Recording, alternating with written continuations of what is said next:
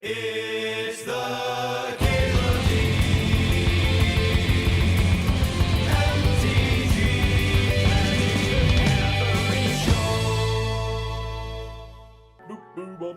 Boom. Okay. Thanks for hanging out, folks. Thanks for waiting for me. Hope you're enjoying the first impression / set review so far. We're about to dip into blue.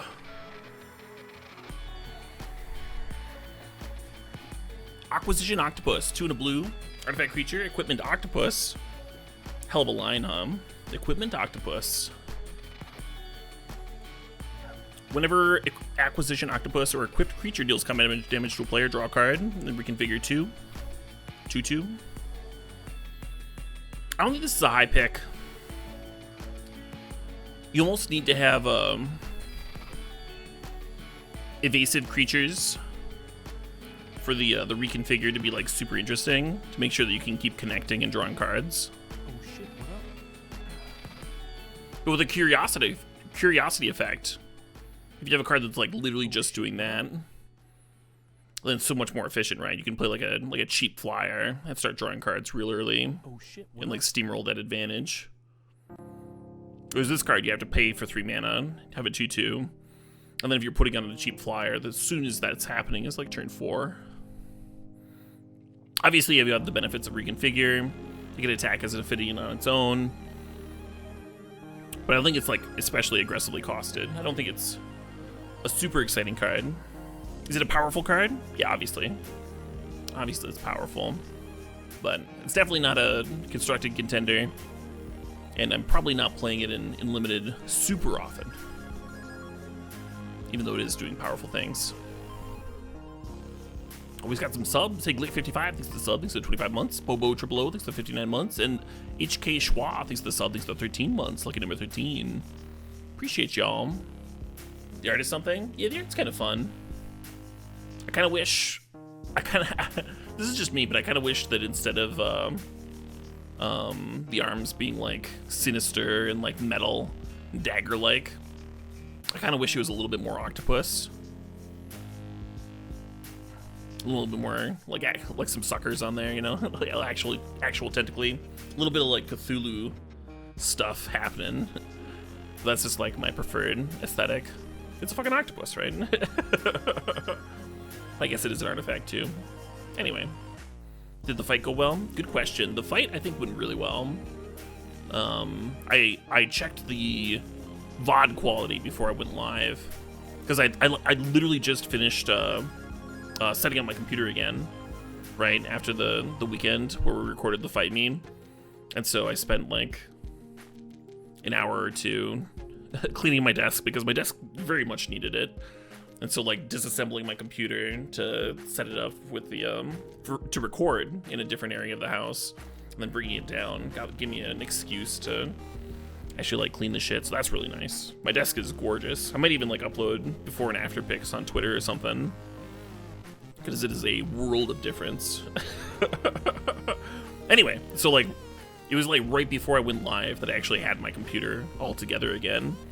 And so I haven't watched, like, the full VOD of the fight meme, but I got to check the video quality and the audio quality, and with the equipment that I was using, it was about perfect, about exactly what I was going for. So it's not going to be like this super well produced, like, edited YouTube video or anything like that.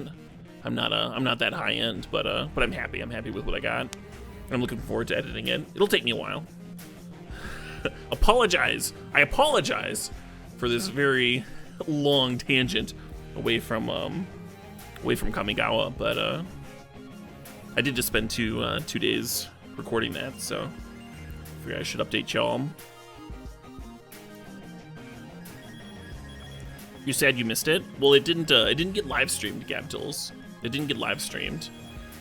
We spent a few hours recording the fight, and then I'm gonna edit it, put it on YouTube, and then people can vote on who won or not.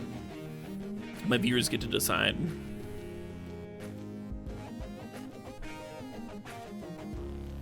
Did I lose any teeth from the fight? I can say that some bones were broken. Oh Oh shit, what up? I did let them live, yeah. Hey, I'm an Eternal. Thanks for the sub. Thanks for the 11 months. Will you do a viewing party here? I don't know. It's so far off, Wood R9. It's so far off. Like, my goal is to have this video edited before I record the next one. And I think the next one's not going to get recorded for another few months. So it'll be like when I find the time to do it. The viewers are the real winners, exactly, Gabtils, exactly. Watching it would be fun live, though. I don't think it's going to be super long. I think it's going to be like a 15-20 minute long video. Ideally. All right. Now, when I upload this video to YouTube, I'm not sure if I'm going to keep that whole tangent in. I suppose I should, right? It affects the YouTube viewers. It's just awkward putting it in right here. Someone skips right to blue. They've never seen any of my content before. Suddenly I'm like ranting about fighting my viewers. There better be moobs or you're gonna be pissed. I mean, it's a lot of video footage of me specifically in there. So you better believe there's gonna be some moobs.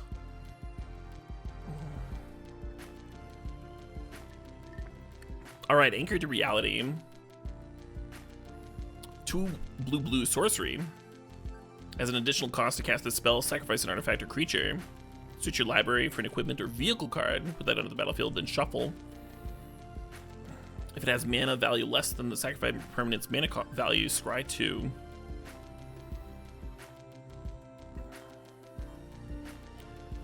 So, I mean, it is a fixed tinker. You can only get an equipment or vehicle. There are some interesting equipment and vehicles in Eternal formats. There's a 7 mana 5/5 with haste, indestructible, and all that biz. And then there's the 5 mana vehicle that deals that makes like a 6/5 flyer, right? Deals 3 damage to something when it comes into play. And then another 3 damage to something when it attacks. And then we got Parhelion. we could cheat in Parhelion with this. The issue with cheating in Parhelion is it doesn't have any impact on the board when it first comes into play, right? Parhelion, like, is pretty sweet when it attacks, because then it gets to make angels and stuff. But it's gonna have Summoning Sickness, and it's not gonna impact the board that turn.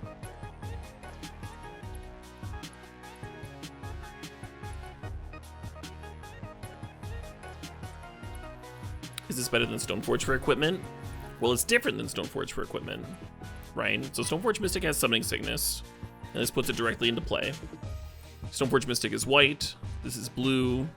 Blue cards tend to pitch to Force of Will, Force Negation. Blue cards tend to work in decks that have Urza in them.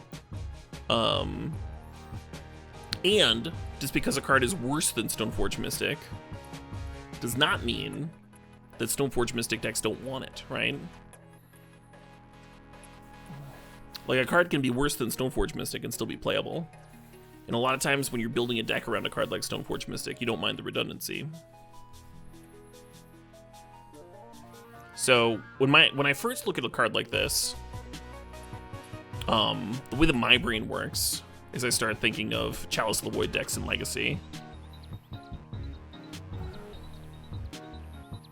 So you're going something like turn 1, Ancient Tomb, Chalice of the Void. Turn 2, play an artifact land, play a Mox Opal, Anchor to Reality. Because that's just like how the mana base of those decks is set up to do.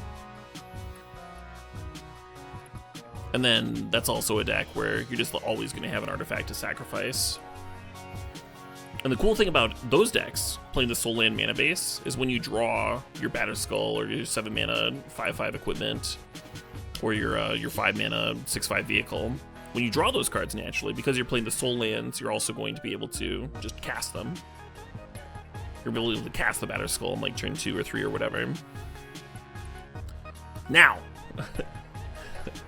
so that's where my brain goes on like a first impression basis, right? That said, do I think this card is going to be like super good and destroy all these old formats and stuff? No, it's pretty clearly not going to do that. But could it be interesting? Could it be interesting in those formats?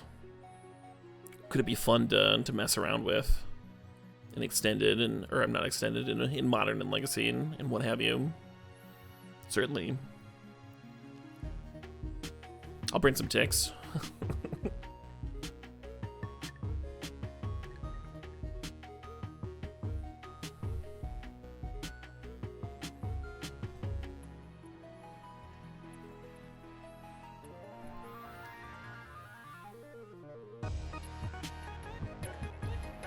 You wish you could put it onto the battlefield from your hand too? Yeah, maybe. I mean, you're probably gonna have multiple sweet options.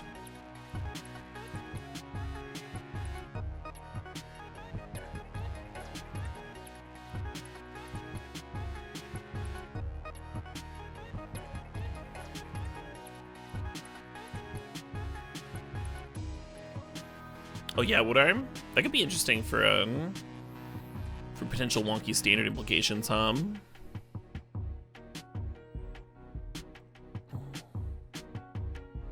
Oh shit, what up? HI Digital thinks 11 months there. Anyway, it's good to talk about all the different equipment and vehicles that I think are like kind of interesting in Eternal formats, because there's other cards that also kind of get my brain rolling in a similar way.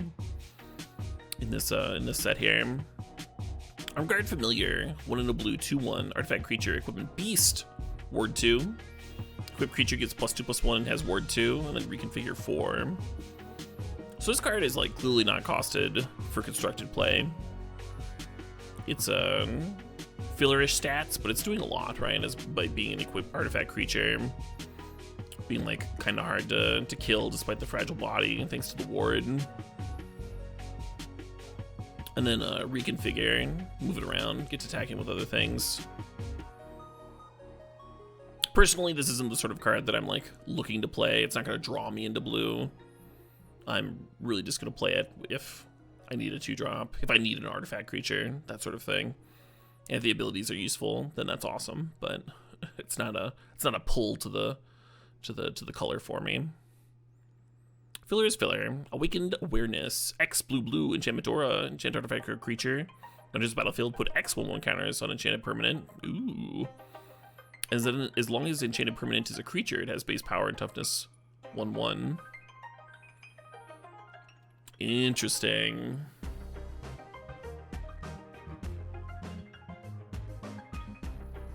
You think this card's too weird for your brain?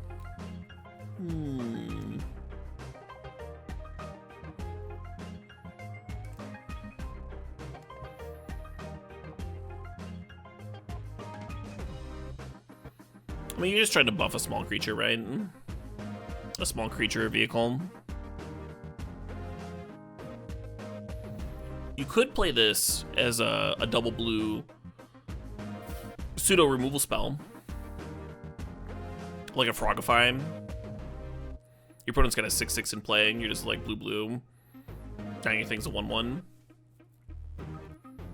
But if you want to get power out of the X, you're playing this on like a 1/1 or a 2/2, and you're having X be like 4 or 5.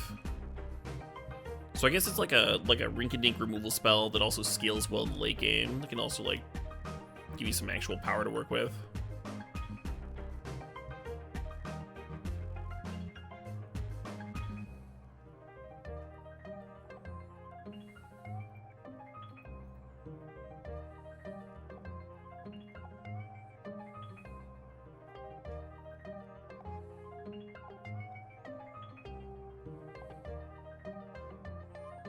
The artifact doesn't have to be a creature. Okay.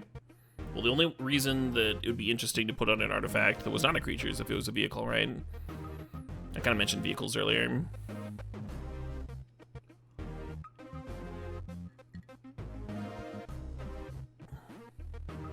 Yeah, if it's not a creature, it doesn't do anything.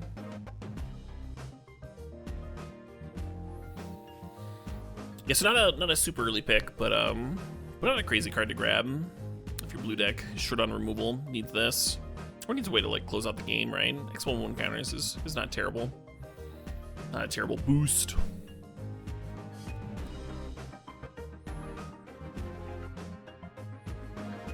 turns on vehicles? Not really. It can boost vehicles, but it doesn't turn them on.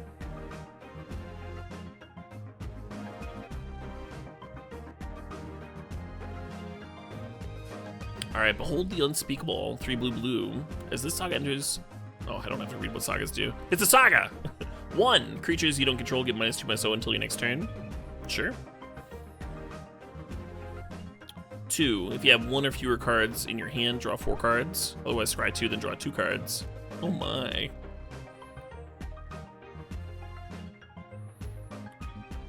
So...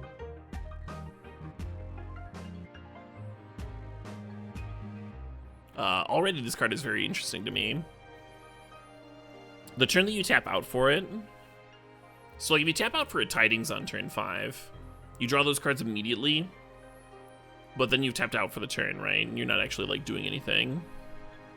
This card, you're using all your mana. You don't get those cards immediately, but you wouldn't be able to use those cards immediately anyway. You do get a comes into play ability that shrinks your opponent's creatures. So you're tapping low, but then you're also protecting your life total. So you don't like die. You don't take it quite as much damage that turn. The turn that you're investing into your sweet draw spell. And then the 2 mode is going to trigger on after your next draw step when your mana's already untapped, right? You untap for the turn, shloop. That's the spot where you'd be able to use those cards. That if you played like a normal sorcery speed 5 mana draw spell, that's the same spot that you would use those cards anyway.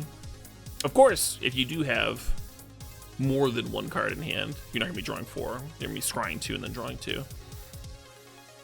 This is going to happen a lot.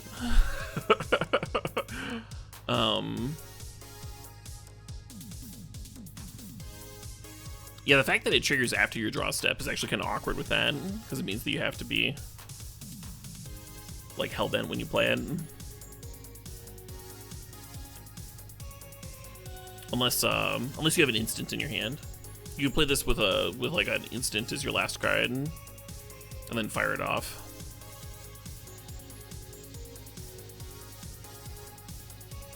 And talking about limited, you think this is for Despicable? Yeah, I think so. Let's look at the backside, because that's the 3. Is you exile it and return to the battlefield as a creature. Also, I should say that I recognize this as one of Tran's. Jen Ravenna Tran. Very much her style of art, which I love. I love that they got her to do another saga. I believe she did the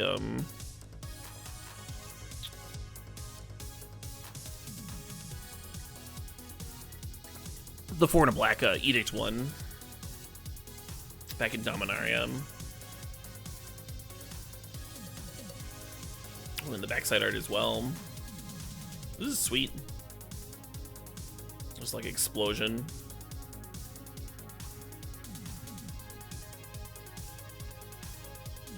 Enchanted creature spirit, flying trample, gets +1/+1 for each card in your hand.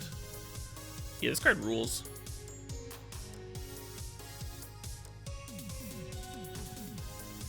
Yeah, like the other uncommon sagas, it's like borderline interesting for constructed play. And then like quite a good limited card.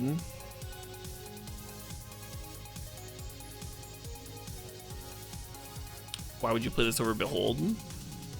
I mean, you would play this over other draw spells in Standard if you valued the first ability, right? Tap low, shrink your opponent's team. And then you're not just getting the draw effect, which is not just scry 2, draw 2, right? Because sometimes you are drawing 4, which is a big difference. You're not just getting that. You're not just getting that part, but then you're also getting this backside too.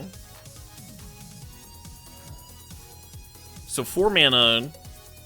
This is I'm only talking about the ceiling here, right? But like the ceiling matters when you're thinking about a card for constructed play, because sometimes you can build your decks, or sometimes specific metagames have those situations happen more often than not.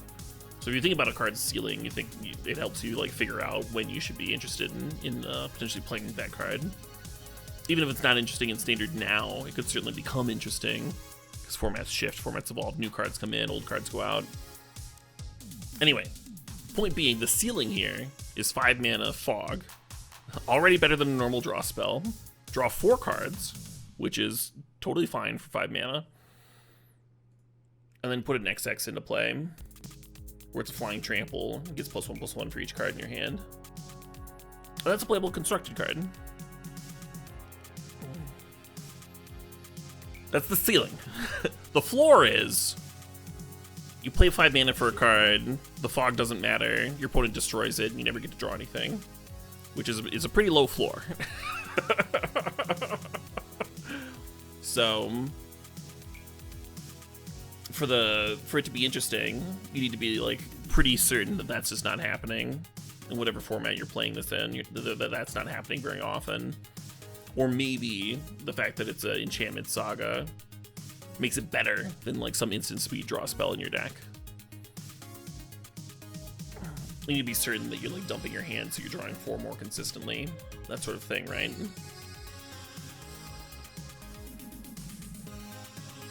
Just because most decks will prefer a different sort of draw spell does not mean that a more unique draw spell is not playable.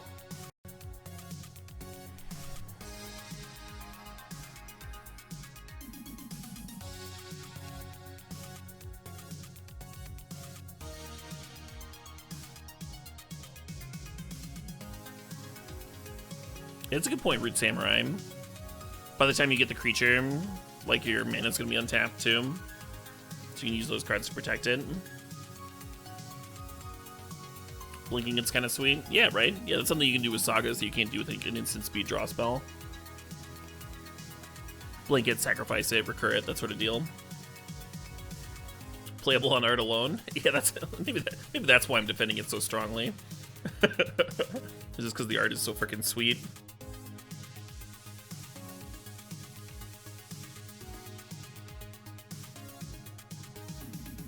Covert Technician. 2 and a blue, artifact creature, human ninja. Ninjutsu, 1 and a blue. Whenever Covert Technician deals combat damage to a player, you may put an artifact card with mana value less than or equal to the damage from your hand onto the battlefield. It's a 2/4.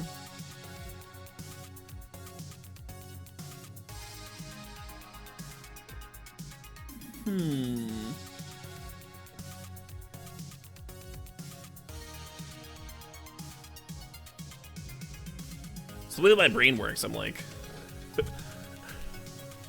thinking about putting artifact lands into play in Legacy. They're just clearly not good enough, right?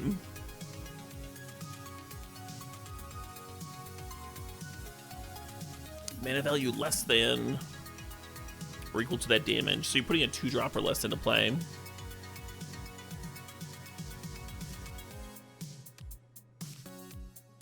I mean, 2 mana for a 2/4. I'm trying mightily to think about where I would want this. I'm trying to think of the context where I would want this card.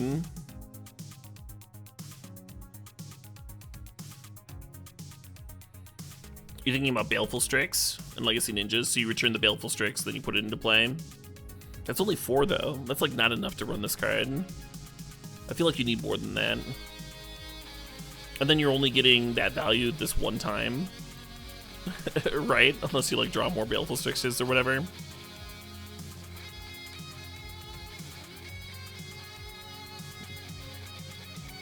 A Lotus Bloom? Oh boy. Let's put some Lotus Blooms in our deck. This is already just good deck building.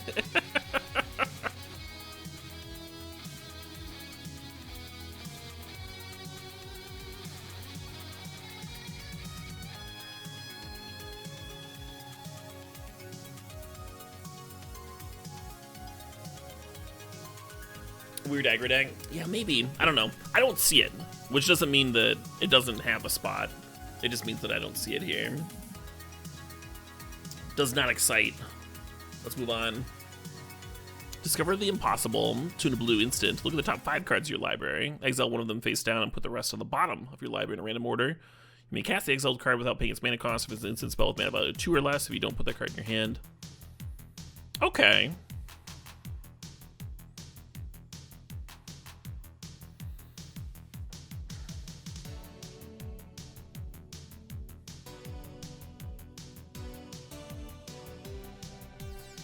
Just thinking for a sec.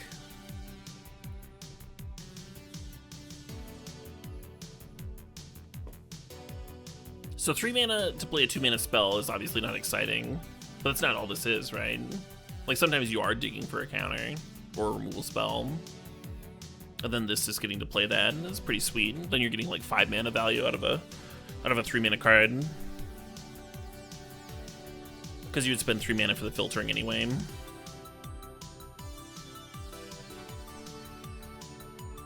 And then you have the upside of, you know, maybe you want to land, maybe you want to... Oh no, it says cast, the exiled card. So this can't play... Oh no, it puts it in your hand. Yeah, if you don't put it in your hand. Yeah, so if you need a land, or if you need a more expensive card, it does that too. How much of a fail rate?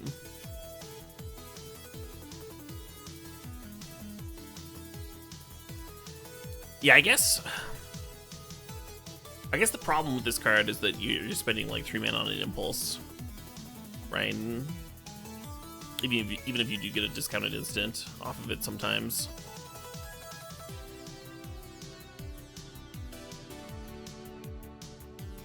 And we have a impulse as a like a flipped land, as a dual faced card, and that card's great, but like being able to play play it as land is pretty high upside. I don't think this card's as good as that card, even if the impulse aspect of it is a lot more versatile. Even if it is better at doing the thing.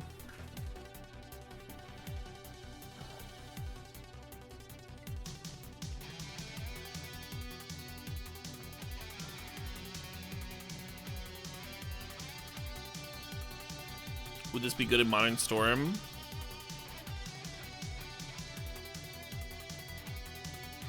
I don't know. I'll be honest. I've only played against Modern Storm. I haven't really played with it. At the very least, even if this card is playable in Modern Storm, I don't think it solves any problems that deck has, you know? Even if it's like a slight upgrade for some filter spell that deck is already playing.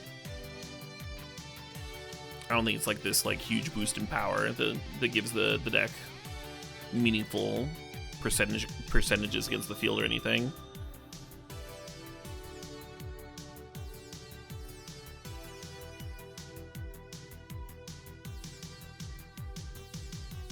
Oh, and it doesn't play instants either.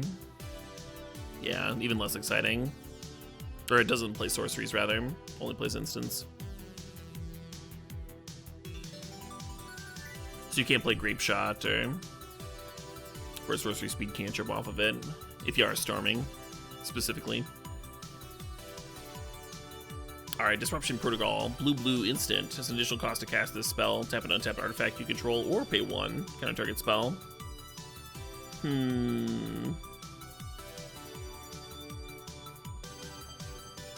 So not as interesting as Mystical Rebuke, I don't think. Being able to mana leak. But then also like being able to go down to a single blue mana if you have multiple artifacts to tap. Not terrible. I mean, I've played actual cancel. It can't be that bad, but not super exciting, I don't think. Potentially a turn 2 counter spell. Oh shit, what up?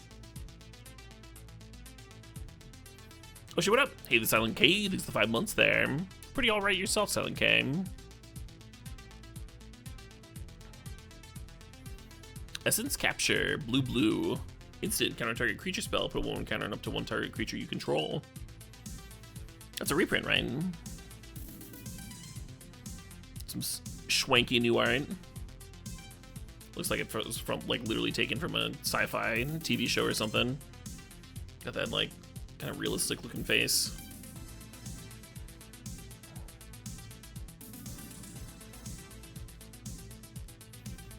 Yeah, I mean I've certainly played this card in Standard before. Blue tempo decks and what plays well there. That's about it.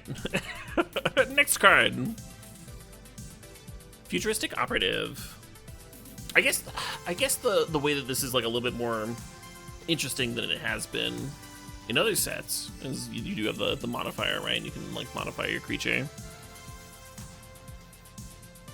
Futuristic Operative, 3 and a blue, creature, human ninja. As long as it's tapped, it's a human citizen with base power and toughness 1/1 and can't be blocked.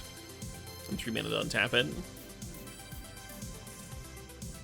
Interesting. So 4 mana for 3/4. And then it's unblockable when you tap it to attack. And then you can pay 3 mana to make sure that it gets 3 damage in.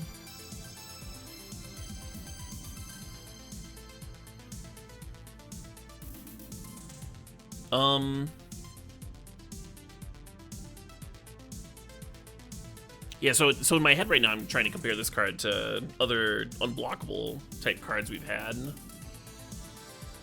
There's, of course, the 1 blue, just like, it's called like Phantom Warlord? Phantom, or maybe it's just Phantom Ninja? I don't know. It's 3 mana, for a 2/2, and it's just like straight up unblockable.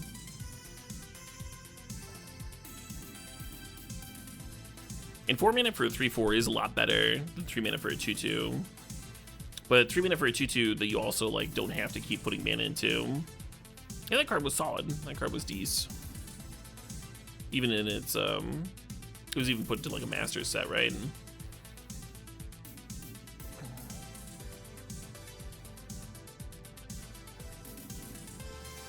And then on the top end of the spectrum, every once in a while blue gets these like giant honking blue creatures that block really well by themselves. Then you put some mana into them to make them unblockable and smack the opponent. That old affinity for artifacts, 5/6 for example, was a great way to break up stalls in the late game. Just start sinking mana, smacking the opponent unblockable. I guess this card's a little bit closer to that end, right? Even though the mana cost is closer to Phantom Warrior. Its base stats say I'm a good blocker.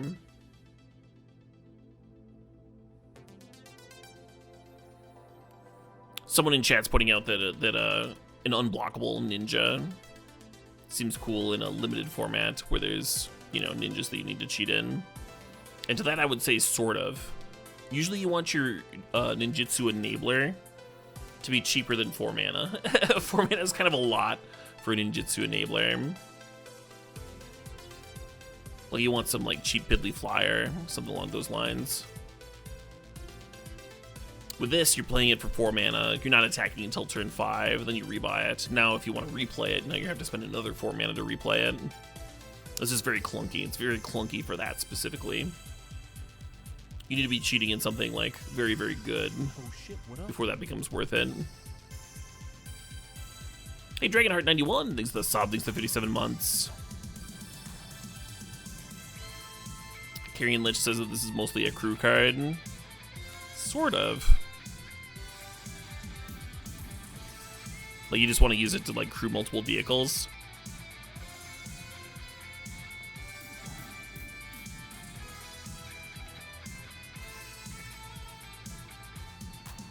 Right, exactly. It's still like kind of clunky as a crew enabler. There's some like really efficient crew enablers that we've seen already in white, and this is not great at that, right? 4 mana to play it, 3 mana to untap it. It's a lot of mana.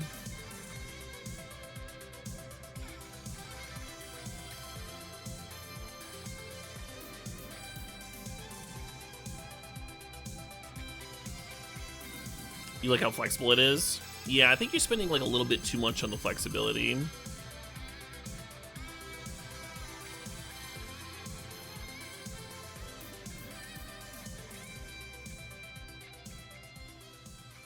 Yeah, I don't think it's an early pick either. I don't think it's embarrassing to make the cut either, though. Like, I don't think it's like stone unplayable just because 4 mana for a 3/4 blocker is solid. Especially if your other things have evasion, you know, if you want to like gum up the ground a little bit. And then the ability is useful once you start entering the late game. And you just like have extra mana. You can help break open board stalls with it. But I think that's what its role is. I think it's more like the top end style blocker to come up the board and eventually start closing the game once you have a board stall, as opposed to a hyper efficient ninja enabler or crew enabler or what have you. Is the spot that I would look for it. this is the spot where it is the spot where I would want to play it anyway. Futurist Sentinel, 3 and a blue for a 6/6 crew 3. Sure. This card's solid.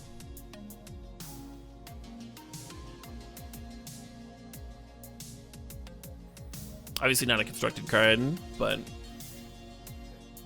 pretty happy to have 1 or 2 of these in my blue decks. Not hard to crew. Big chunky. Good stuff.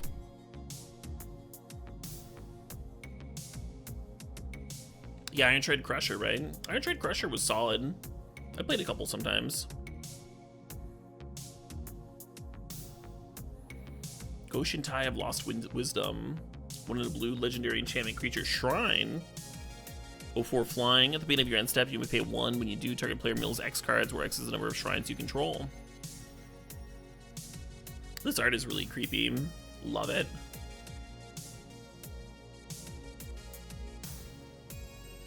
Yeah, so 2 mana for an 0/4 flyer is just like reasonable limited stats. Like if you're in the mood for a wall. And it's easier to deck somebody. It's easier for the mill aspect of this card to be good and limited too. That's all. Solid Shrine-ish solid. An Ninjutsu Enabler. Well, that's an interesting point. It is a cheap flyer. It doesn't have any power, but it doesn't need to have power if you're just enabling a Ninjutsu. Not a very good vehicle enabler, of course. Pretty good vehicle blocker, though. A lot of the vehicles have like 3 power, and you just block this. Guardians of Oboro. 2 and a blue. Creature Moonfolk Samurai Defender. Modified creatures you control can attack as though they didn't have Defender. So you put a 1/1 counter on this. You can start getting in, basically.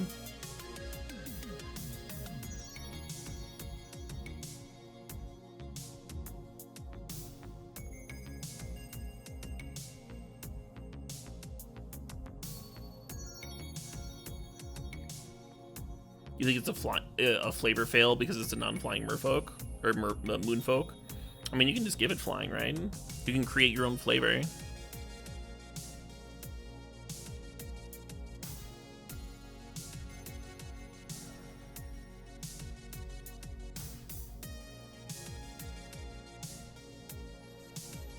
Yeah. If you equip it, if you reconfigure onto it or whatever, even says that in the reminder text. That would also work. Oh shit, what up? 3 mana just as like a 3/4 defender is not crazy for some decks, right? I've played my fair share of Horn Turtles in like blue-white flyers. You want the like really efficient attackers attacking in the air, and then you want things to come up the ground. This card comes up the ground real well, and then it also has an ability that lets it like just be a really well-costed attacker too. So not great in every deck, but pretty excellent in some decks. Could certainly play like 2 or 3 in some. Hey, Paddington the Beast, thanks for the sub, thanks for 15 months, and Blitzkrieg 4531, of course, had the 52-month sub. Appreciate you both.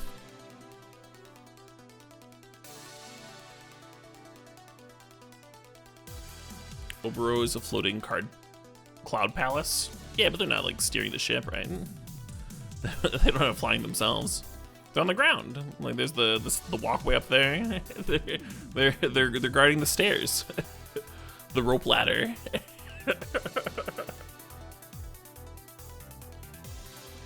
Inventive Iteration, 3 to blue. Saga, return up to 1 target creature or planeswalker to its owner's hand. So it's 4 mana for an unsummon, and then 2 is return an artifact card from your graveyard to your hand if you can't draw a card. Okay, so you're like always gonna get value out of the second one. And then 3, exile it and return to the battlefield transformed.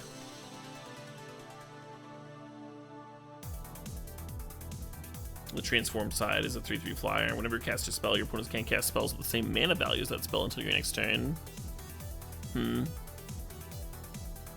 think this card's a bit of a miss as a rare. I don't think it's interesting for constructed. It's like kind of a long time to wait for your 3/3 with like sort of a niche ability. And then the other 2 abilities, like it's nice that it cantrips, But the first mode just being bounce something when you're spending 4 mana.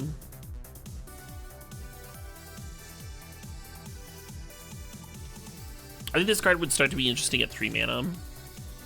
But 4 mana is just like not going to be playable. Obviously, it's a totally reasonable limited card, right? Like, you can pack one, pick one this. It's not like a bomb, but, you know, 4 mana, bounce your thing, draw a card, make a 3/3. Excellent. It's like borderline bomb if it's not a bomb. Good stuff. For limited. to be clear.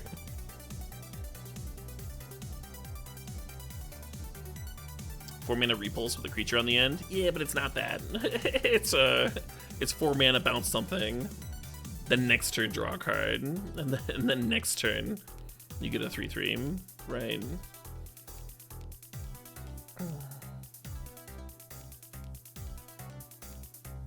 What's the origin of the word cantrip?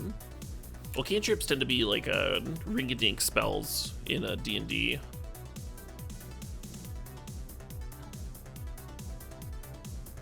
So, in Magic, cards that like had like very little effect, but then like drew a card, like Bandage, just like check on that vernacular.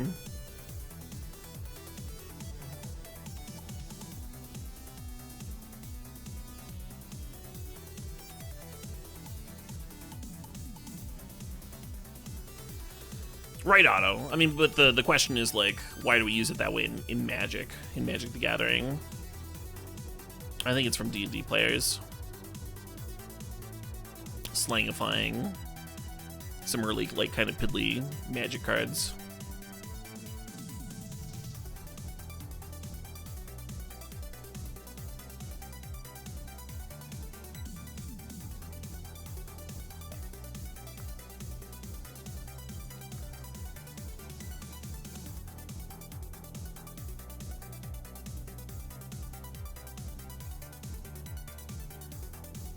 Invoke the Winds. 1 blue, blue, blue, blue.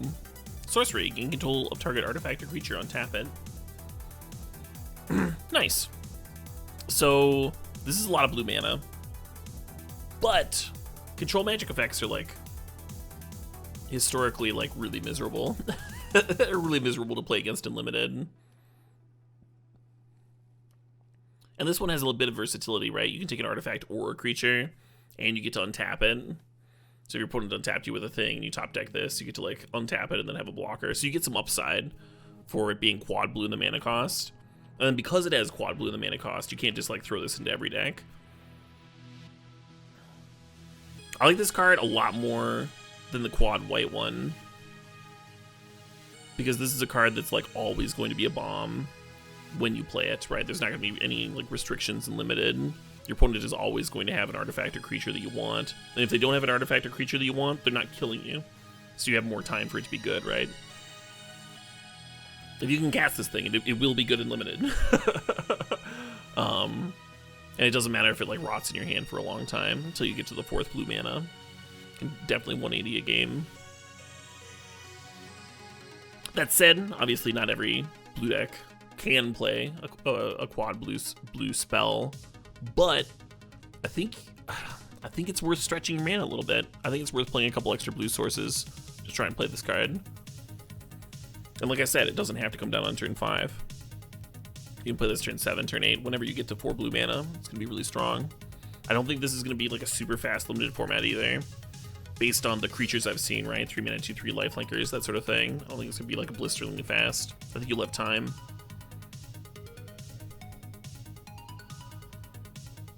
Bomberino. And then in Constructed, 5 mana for a Mind Control is not exactly aggressively costed.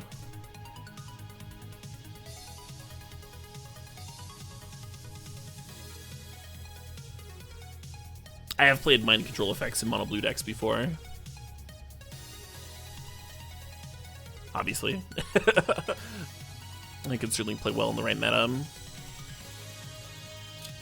Potentially a sideboard card for some decks. Because in Constructed, not all of your opponents are going to have, you know, relevant stuff to grab. Hey, Silent Chibi, thanks for the sub, thanks for the 6 months. How many blue sources would I recommend in a limited deck for this? 17 is my recommended. But if you're talking about minimums, if you're talking about minimum blue sources counts, like ideally you have at least 10.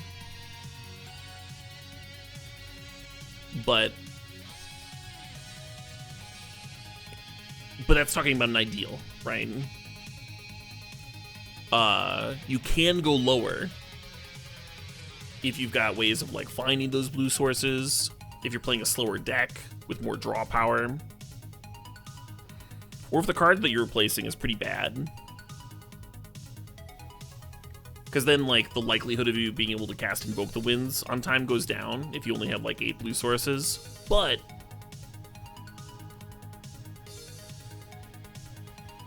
you also might just like need to have the chance for it to swing games. Your deck might need it more.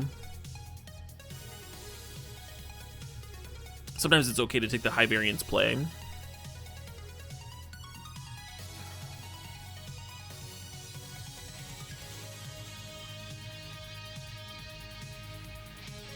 I will not be passing this card.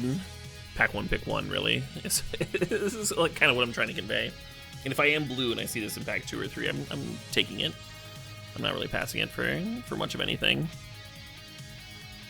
And if my mana base isn't like quite where I want it to be to play it, I might just like stretch my mana base. I might just play an extra island. Not the end of the world, right? All right. Jin Cataxius, Progress Tyrant, 5 blue, 5/5 legendary creature, Phyrexian Praetor. These are some exciting stats for a mythic. What are these sweet abilities gonna do now? Whenever you cast an artifact, instant, or sorcery spell, copy that spell. You may choose new targets for the copy. That's a little dirtily, huh? A little casual for a 7-mana thing. Whenever an opponent casts an artifact, instant, or sorcery spell, counter that spell. This ability triggers only once each turn. Okay. So this is not a constructed card. It just costs too much. You need to play this, have your opponent not answer it. And to be fair, it is like kind of hard to answer, right? If they just have a removal spell, that doesn't work. But it's very counterable. 7 mana, 5/5, and then you need to untap with it before you get advantage from the copy ability. It protects itself, sort of. Sort of. is how it protects itself.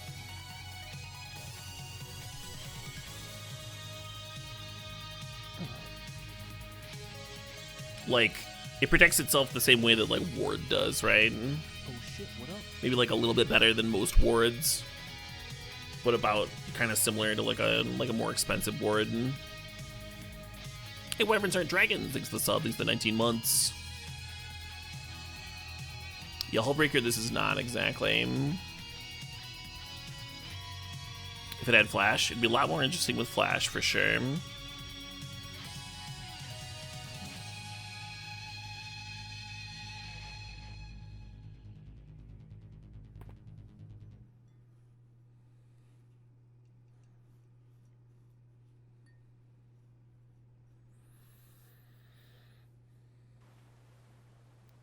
Oh shit, what up? It requires 2 removal spells, sure. But then when you untap with it, I mean, like the board presence is a 7 mana 5/5. So like the abilities have to be very, very good for your 7 mana 5/5 to be constructed playable, right? These abilities are not very, very good. The counter ability, I would say, is like kind of good. It's not enough to make a card playable. Not enough to make a 7-drop playable. And then the copy ability is sweet, but sweet is, again, not very, very good. All right, let's move on to the next card.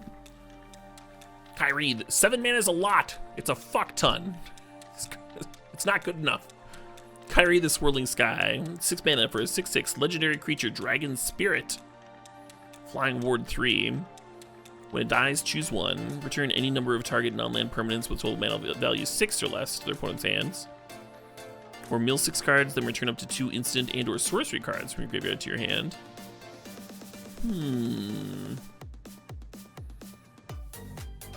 6 mana, 6/6 flying. Those are nice aggressive stats.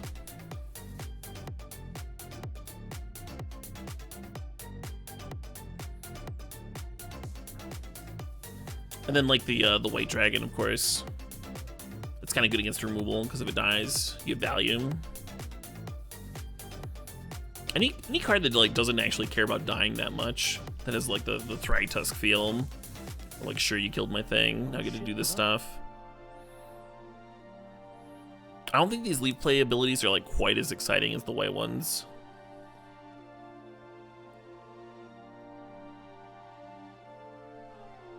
Because the white one was like impacting the board immediately, right? I guess the bounce ability is here too, but bounce isn't value, bounce is tempo. Both of the white one's abilities gave value. The second ability, mill 6, then return up to 2 instant or sorcery cards from your graveyard to your hand.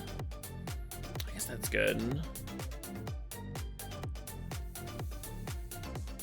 Oh, it doesn't exile itself when it dies. So if you're playing this with a reanimation effect, it could then like recur the reanimation effect, and you can have like an unkillable dragon. It'll mill you 6 cards each time you do the loop. That's kind of neat. Always had a sub. Hey, thank you, Zeptide. Thanks for the 30 months there. And I don't remember if I got Wardenel, but I appreciate you too. Thanks for the 3 months. Ravens aren't dragons for 19. Anyway. Does the Ward 3 add any value to this? A little bit. But like the issue with Ward 3 here for me is like, yeah, it makes your 6/6 flyer like harder to answer. But ideally, like the cool part of the card it would be why you're playing the card, right? Like ideally, you would like not want to care that much about removal anyway, because the death trigger would just be good enough. Which is kind of the feel that I get from the white dragon. Whereas this one, like, you're playing because you want a 6 mana 6/6 flyer a little bit more, right? You value the death trigger a little bit less.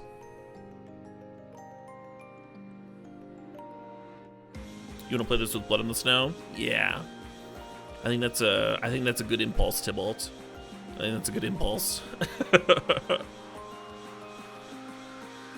You think the ward makes it weaker? Well, the ward certainly doesn't make it weaker. It just doesn't add as much as Ward 3 normally would to a creature that like you really wanted to protect, right?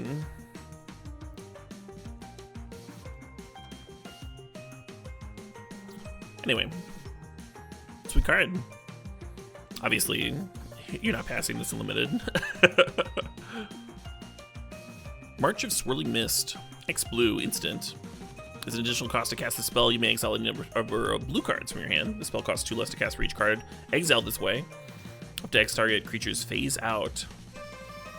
Wow, this is some incredible art for a very not playable card.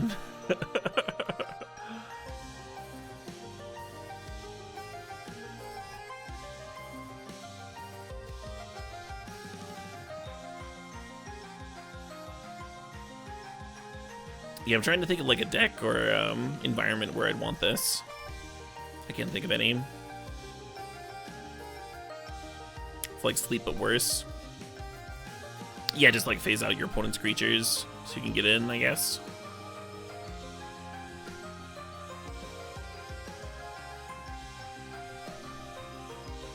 Yeah, I didn't think the white one was particularly exciting, and I think the white one's a lot better than this card. God, that art is sick, though.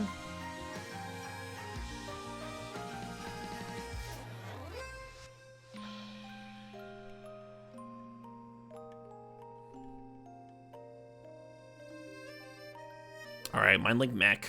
2 and a blue. Artifact vehicle flying. Whenever it becomes crewed for the first time each turn, until end of turn, it becomes a copy of target non-legendary creature that crewed it. This turn, except it's a 4/3, it's a vehicle, and has flying. Crew 1. Is this card awesome? So, like, at its base, it's like 3 mana for a 4/3 flyer with crew 1, which is, you know, like borderline constructed playable. Not like an exciting card, just with those stats, but like those are the base stats where you start thinking, okay, this card is costed for constructed. And you kind of have the hint there with the rare symbol, but not always, right? The fact that it gets to clone whatever's screwing it could be really, really sweet. Cards that have like attack triggers suddenly get to have that ability. Get haste, you know? If you got a 1-mana 1/1 lifelinker, now all of a sudden your Mind Link mech has lifelink. And that's just like really surface level stuff. 1/1 double striker? Yeah, exactly. Now you're like smacking for 8 on turn 4. That's not bad. Blue Infect? Oh my. Oh my.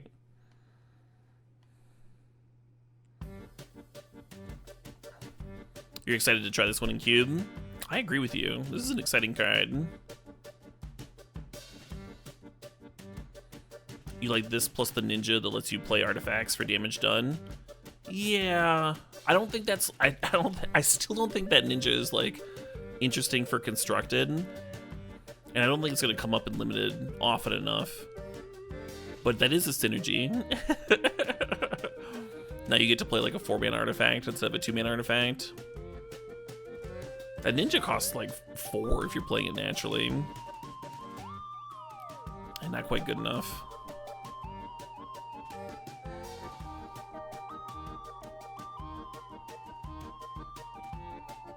This card with a 2-drop with haste. Yeah. Yeah. Does work with haste.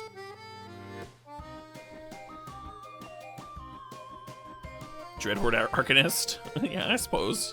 Hey, Dundee, thanks for the $5. Dundee says that the card is flying through the air doing a wild kick. Of course it's awesome. You're probably right. You're probably right.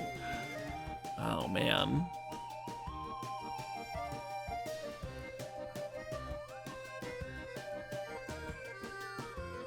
You like it with Uro? The issue with this card in Uro is that it's not going to be very good in decks that want Uro. Uro really wants you to be like putting cards in your graveyard, not like deploying vehicles that stay in play and then having enough creatures to accrue those vehicles and what. So that is a really cool synergy, but that's a synergy that's probably only going to happen in Cube, right? Oh, it says non-legendary too, so it's not a combo with Uro at all. Cool, good thing to point out.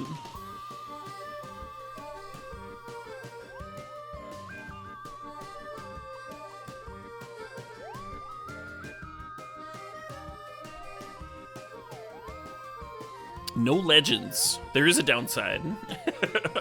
It's not a completely deflating downside, but there is a downside.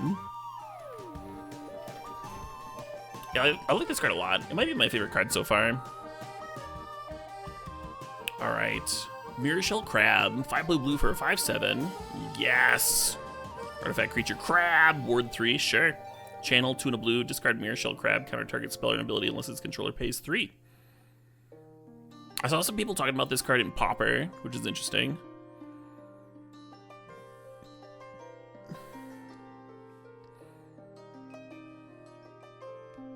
Being able to hit a spell or an ability, right? It's kind of cool.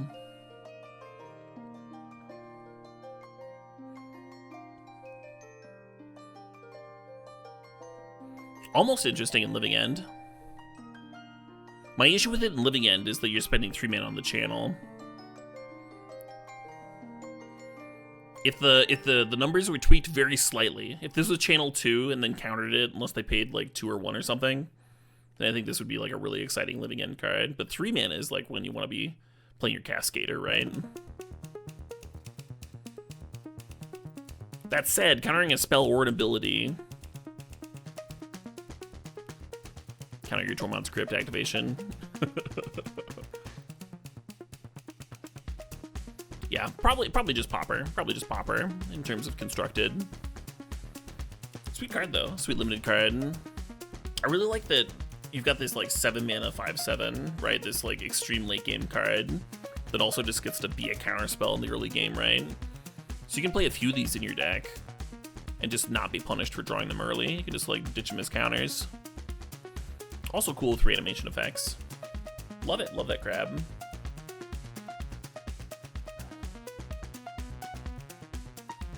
Counters are the channel cards. Yeah, it's a good thing to point out. Would I sideboard it in Living End? No, I think there's just gonna be like more efficient ways of doing the same thing. Like I said, I think 3 mana is not the sweet spot for how you want your interaction to line up.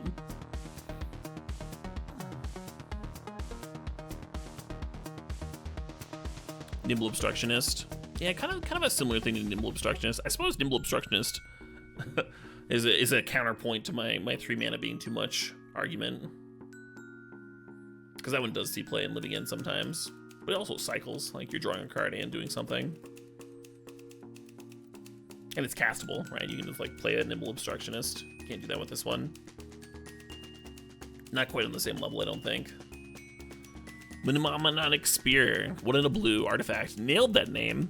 1 in a blue, sacrifice the sphere, draw 2 cards, and then channel 1, discard it, draw a card. Oh, I love this. This card's fucking sick. You can just like you bin it as a cantrip early on, or you can like invest in it and get some value. And then you got the artifact synergies too, huh? This card, I wonder if this card is eternal playable, right? Will this card see play in like a lot of formats that care about getting different card types in the graveyard? Like Delirium. All those fucking DRC decks. Like in Legacy, you don't really want to play Baubles because like the slow trip is really bad. And Bauble is a cantrip that doesn't pitch to Force of Will. This pitches to Force of Will, and you draw the card immediately. You have to spend a mana for it, but, you know, those are pretty big upsides. And then every once in a while, you might just, like, play the damn thing. Might be better. Help you grind. Emery things? Yeah, sure. And Bauble isn't in Historic, so Historic needs this for DRC. That's a good point, too. Yeah, pitching to Force is pretty good. Yeah, I think this is going to see play in Pauper, Legacy, Modern, Historic. I think this is my literal first time seeing this card, and I'm like, yeah, I dig it. You got to see the whole like me realization when I was reading. You got to see that whole transformation going on in my brain as I got like more and more excited.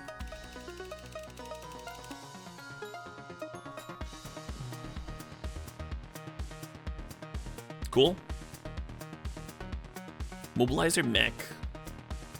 1 in a blue artifact vehicle. Flying. When Mobilizer Mech becomes crewed, up to 1 other target vehicle you control becomes an artifact creature until end of turn. Crew 3. So Crew 3 is a lot, but like 3/4 flyer is also pretty great. And then it also crews another vehicle, which, like when it gets crewed. So I guess that makes the crew 3 like less aggressive. It's like taxing your crewers less if it's also crewing something else. Yeah, I think this card's gonna be like really good in the deck that wants it. I don't think it's like a constructed playable vehicle, unless you're getting like real cute with this ability. You have to be getting like real cute with the free equip. Not free equip, free crew. You get the idea.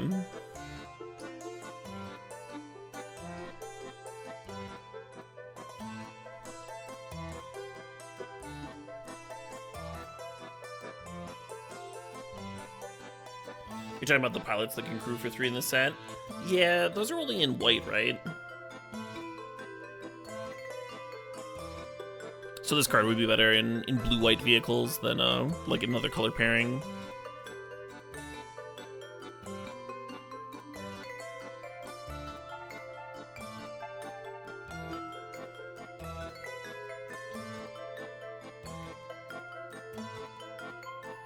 Anyway, the Modern Age, 1 blue, draw a card, then discard a card for 1 and 2 parts of this saga. Okay. So you loot then loot again.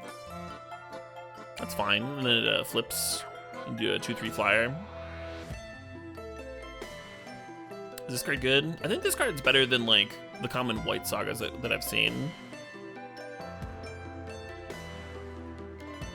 Like in limited, waiting a couple of turns for a flyer is a lot better than like waiting a couple of turns for not a flyer. Especially when you have that like kind of cheap cost. So you play your 2-drop with a 2-mana 2/3 flyer with Suspend 2. It's gonna become a creature early enough for the body to be relevant.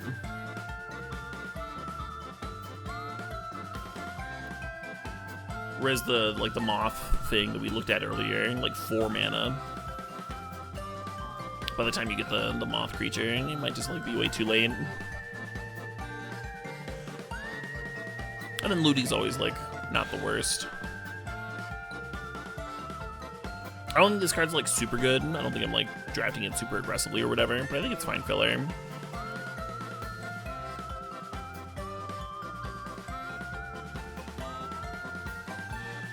Not the worst to bounce with a ninjutsu. Yeah. I mean, it is an efficient ninjutsu enabler, but it is a little, like, because you're efficient because you're only spending 2 mana, but it is slow, right?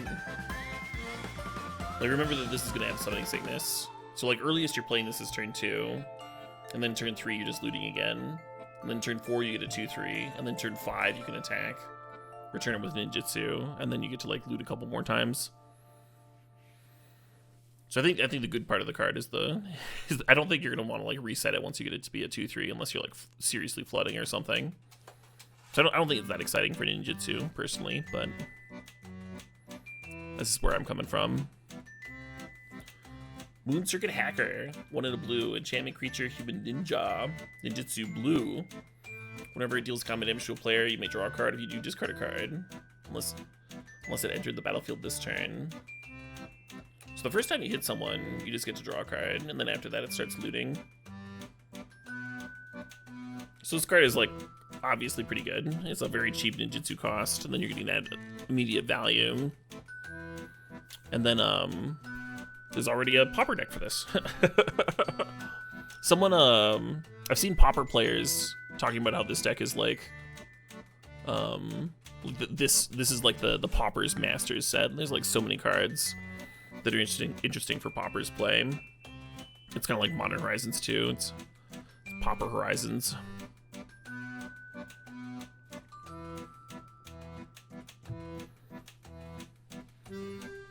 Not a limited bomb, but certainly good, especially if you're building around ninjas anyway.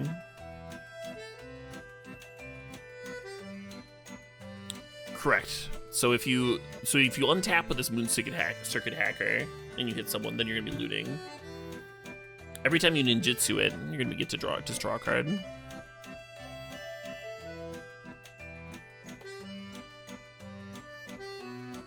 You're just gonna draft every single copy you see. Sure. Put a bunch of like cheap flyers. Just have that be your whole deck.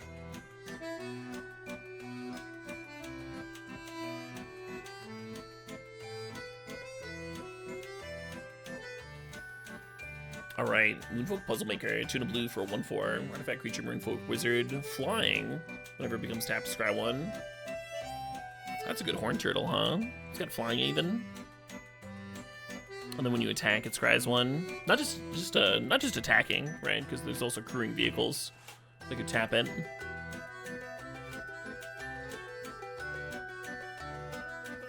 Sweet card. Not a constructed card, but these are also stats that I just like want to have in my limited decks. Some decks will even want like a few of them, huh? Moonsnare Prototype, blue artifact. Tap an artifact, creature, or tap an untapped artifact or creature you control. Add 1 colorless. And then channel is 4 to blue, discard Moonsnare Prototype. The owner of target non-land permanent puts it on the top or bottom of their library.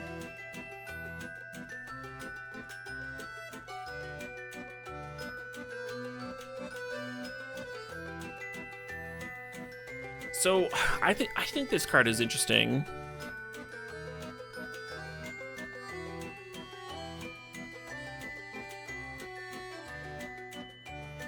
Springleaf Drum, but weird. Yeah. It's Springleaf Drum that doesn't fix, right? So, like, Hammer Time and Affinity, you get to play, like, a bunch of colorless lands. And then Springleaf Drum is not only accelerating them, but it's also fixing for them. Whereas this kind of does the reverse, where you have to invest blue mana, and then you get a ramp effect, you get colorless mana.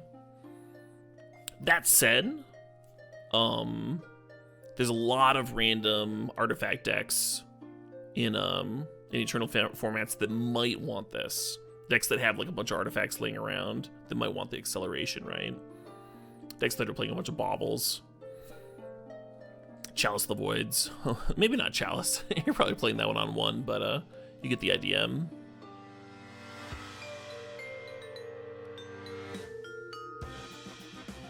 Yeah, you get to tap your bauble for mana. And then the channel is not irrelevant. The channel is the part that makes it interesting, probably.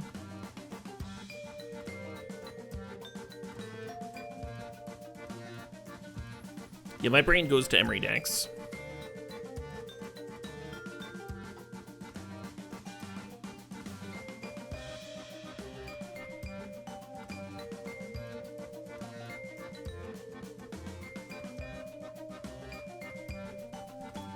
Is the channel mostly hitting Murktide? I mean, I think that's the ideal target. But you could also hit like a 2020 or like anything really, right? There's gonna be spots where you like need to use a Dancer or a Delver.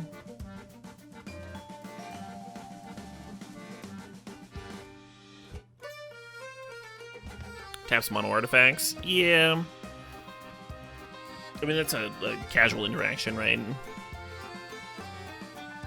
trying to think if there's like any constructive potential here.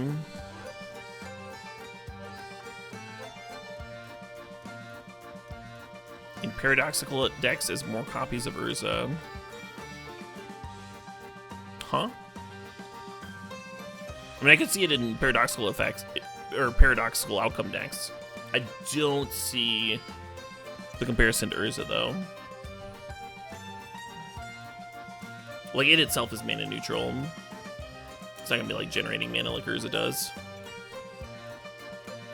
Tapping Winter Orb is hot. Yeah, but again, that's a casual interaction.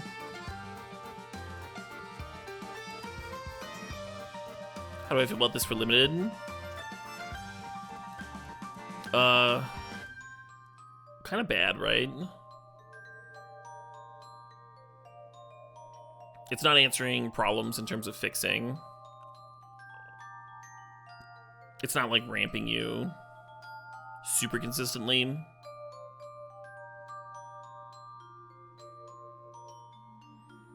I guess the 5 mana part of it is like borderline good enough in a deck that doesn't have other removal options. I think if you're playing this in limited, you're mostly playing it for that. And you're like not excited about it.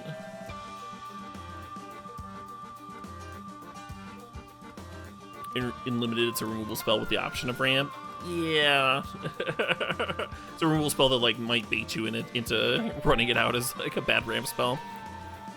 It's like not a good removal spell either, right?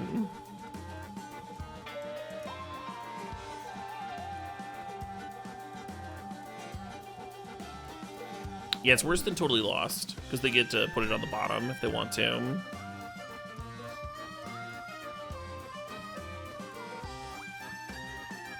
A lot of equipment you can tap, sure. So you play this out on one, and now you're playing equipment. And now you like finally get to ramp. And then you get past the spot where ramping is relevant, and you've got a 1 mana do nothing artifact in play.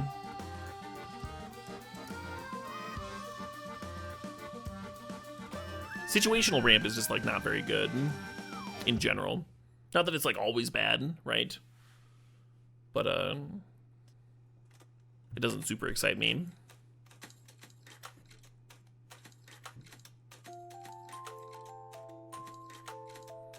Yeah, that's kind of what I'm getting at, Dendy. Is like I'm not really excited to play this, but I'll play it if I have to. If I just like super don't have the removal.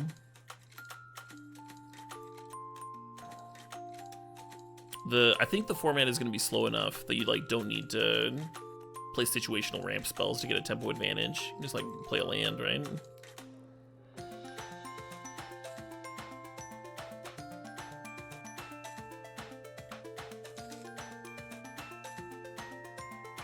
Good for tinkering, like in standard. Play this in standard tinker. Maybe.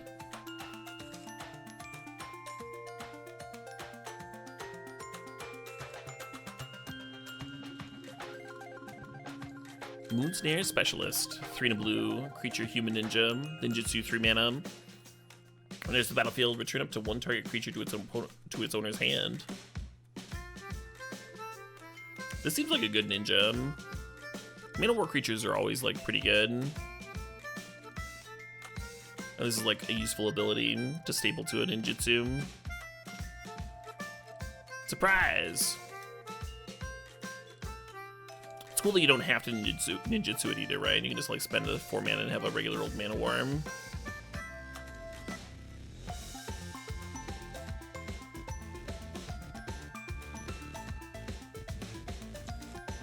Yeah, Mana War for 4 is like fine, not exciting and limited.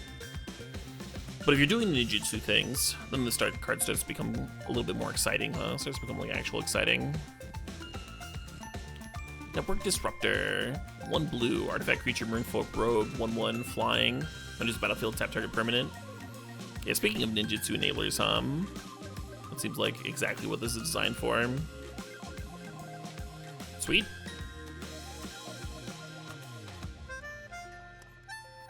Very white creature stats on a blue creature here.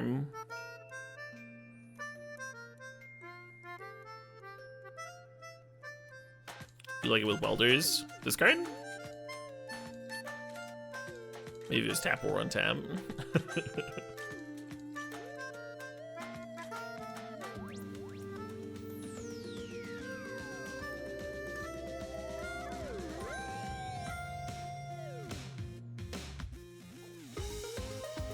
No, Texas Barbecue. You can't just like do ninjutsu before your opponent has had a chance to declare blockers. You have to attack, and then in the blockers step, your opponent says, I'm not blocking that, and that's when you can do ninjutsu. So having 2 Moonsnare Specialists isn't any like special synergy where you can just like keep on ninjutsuing so your opponent can't block. If I understand your comment correctly.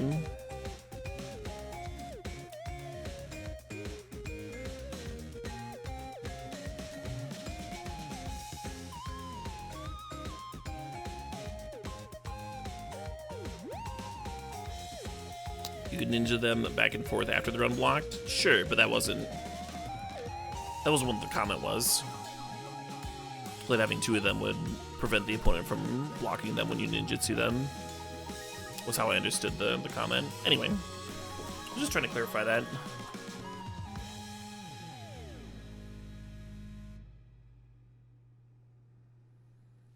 You're saying if you attack with 2, it doesn't matter what they block with Specialist in hand?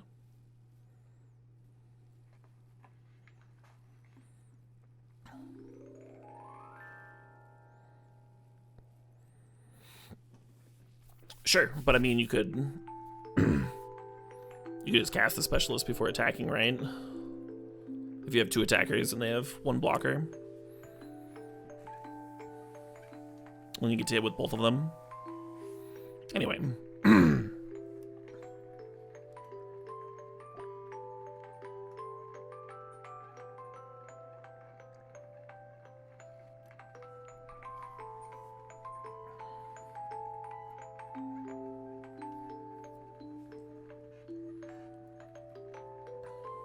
Planar Incision, 1 in a blue instant.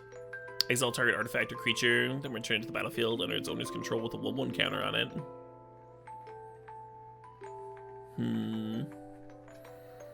Yeah, I think you're like mostly supposed to be using this to save your own stuff, right? That's why it's giving a 1/1 counter.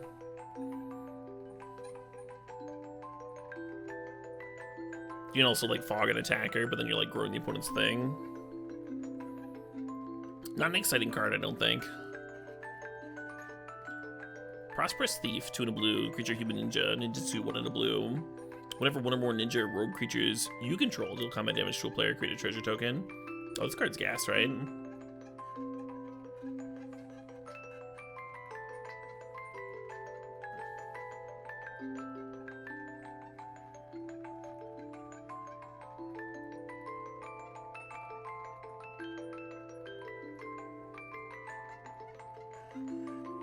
You said the 1/1 flyer is a rogue. Ooh, exciting.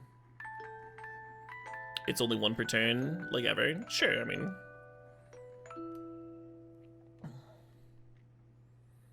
A lot of the red creatures that give you treasure are still only giving you like 1 treasure per turn. I don't think that matters too much. Because even if it could scale up, like the average would still only be like 1 or 2. Yeah, no, the stats are good. It's a 2 mana for the 3/2 with the ninjutsu.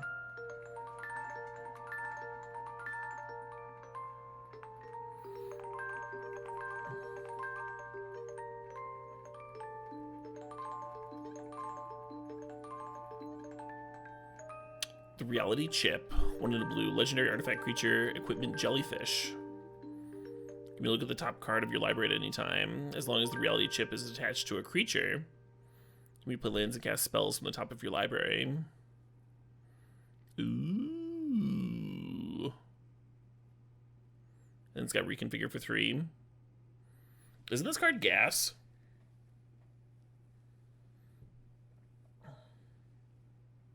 So the only downside of this card is that you have to play creatures. Which, I mean, is a downside, but it's not going to be a downside for everybody.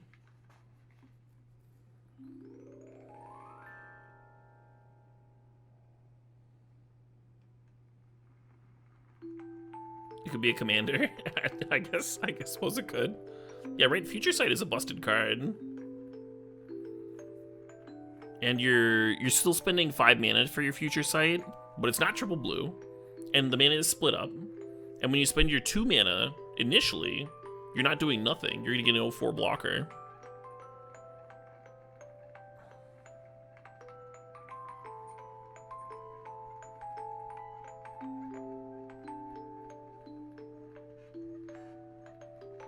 Oh, this isn't the weirdest card in the set? We're almost there. Yeah, I mean, this card excites me. I don't know. I might be overestimating it, but this is the sort of card that gets my brain churning.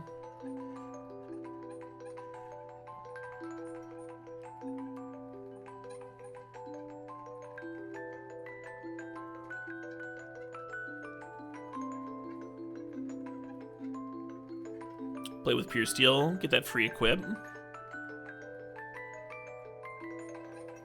Reconfigure is not a equip cost, but that's not how Pure Steel works. Pure Steel just like lets you pay 0 to equip things, and this is an equipment. So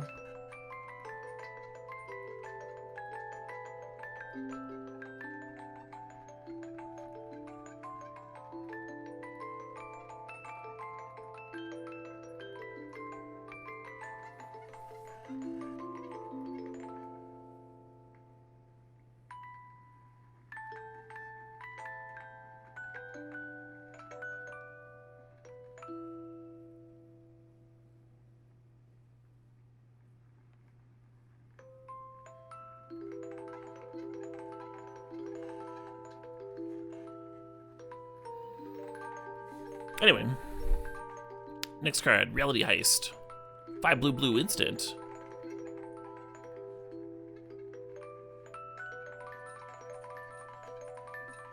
Oh, am I wrong? Lord of Depression says that creatures can't use equip abilities. I thought we clarified this earlier with Reconfigure and Pure Steel and the 1 white enchantment. I thought Wizards clarified that they both worked. Hey, FPS, thanks for 46 months there. Thanks for sharing the Prime.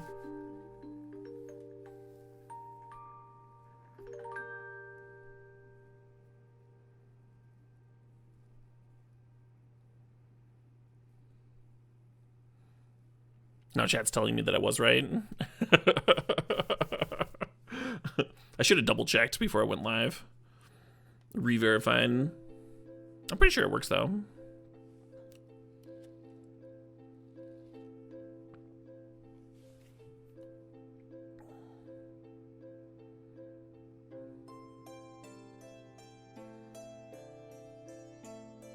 The rules manager says it works. Yeah.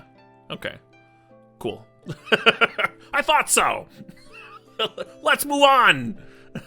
Reality Heist. 5 blue instant. The spell costs 1 less to cast for each artifact you control. Look at the top 7 cards of your library. You reveal up to 2 artifact cards from among them and put in your hand.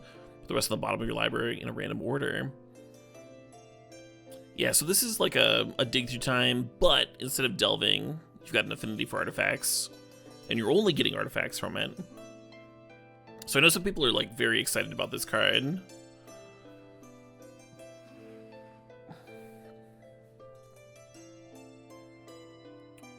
What else costs 7 that affinity decks play? Thought Monitor, right? The 2/2. With Divination. Do decks that play Thought Monitor also want Reality Heist? Would take a different sort of deck. Mirror Enforcer? And that Mirror Enforcer doesn't count. Mirror Enforcer could be like actual free.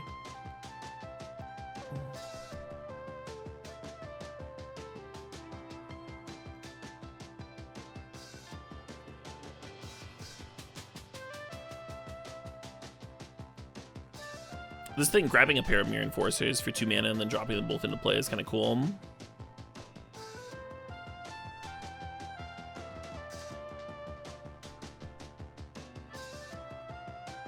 Is this more appealing than Thoughtcast and Acast? I mean, sometimes you have trouble casting the damn Thoughtcasts, right? If the opponent's playing a disruptive game plan. If you have to, like, mulligan a couple times, you're short a few artifacts. So I don't think so, but, like, you are playing 8 Thoughtcasts, so maybe you want those 8 cards and then also some Reality Heists on top of it. The thing is, this isn't, like, helping you chain into more Thoughtcasts, though. Except for Thought Monitor. Like, you're not getting more Thoughtcasts, you're not getting Force of Wills with this. A lot of the artifacts that you can get with Reality Heist are pretty piddly. Because in order to enable the Reality Heist, you have to play a lot of shit. You have to play, like, a lot of, like, cheap to free artifacts to fuel your affinity for artifact cards. So you're always spending at least 2 mana for this. And the cards that you have to select from, I don't think are especially impressive in comparison to similar card selection spells. Can be helping you put, like, expensive combos together, that sort of thing. Or finding multiple counters, or just, like, have a lot more flexibility. In a bridge deck? Is anyone playing bridge?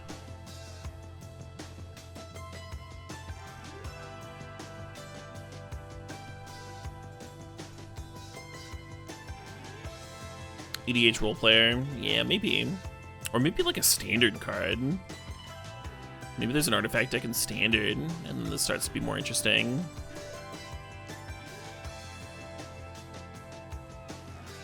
Would this deck be playable in Legacy Painter? This card is sort of similar to, it's not identical, but it is sort of similar to that Saga that Painter plays sometimes, that Mono Blue Painter will occasionally play. Antiquity Saga. That card is also just like tutoring a couple of artifacts to your hand. Having played with it in Legacy Painter a little bit, sometimes it does whiff, even though your deck has like a ton of artifacts in it. Which makes me think that even though you're looking at 7 cards here, like sometimes you're not going to find 2 artifacts, which is pretty brutal. Also, that deck, I mean, you get to play like Ancient Tomb to like power out a 4-mana thing pretty quickly. So I think that Antiquity Saga might actually like be more castable than the Reality Heist. But the Reality Heist does get to like gain benefit from artifact lands, I suppose. I think you would want to be mono blue. I think you would want to be mono blue. It seems a little iffy to me. But possibly. Comparing it to Memory Deluge. Yeah, I mean, ideally you're spending 2 mana.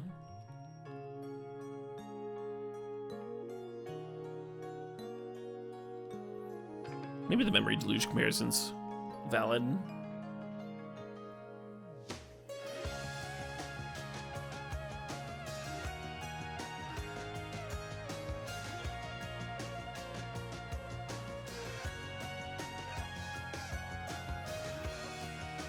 Yeah, I guess personally I'm not that excited. I wouldn't be surprised if it showed up somewhere.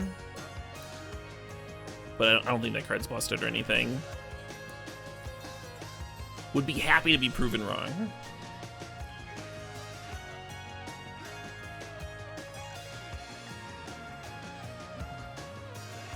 Replication Specialist, 4 and a blue, Moon Artificer, flying.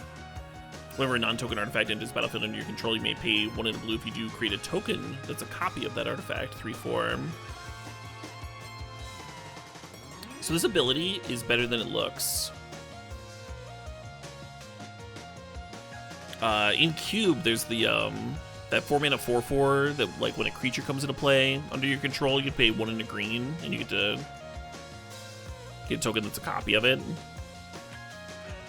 It might be a commander card, but it's like secretly busted. And this card costs 1 more, and you're copying artifacts instead of creatures.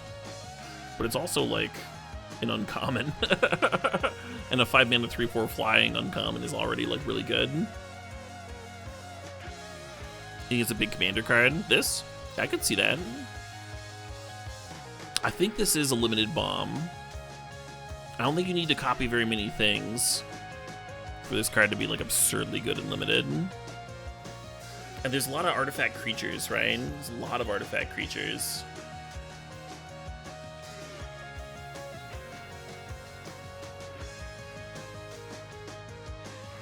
If 5 mana wasn't so much mana these days, this is like a constructed caliber ability.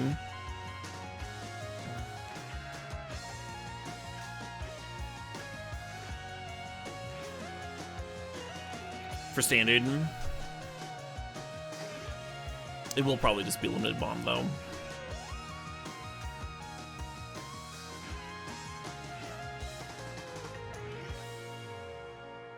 Pack 1, pick 1-able. Yeah, for sure. For sure.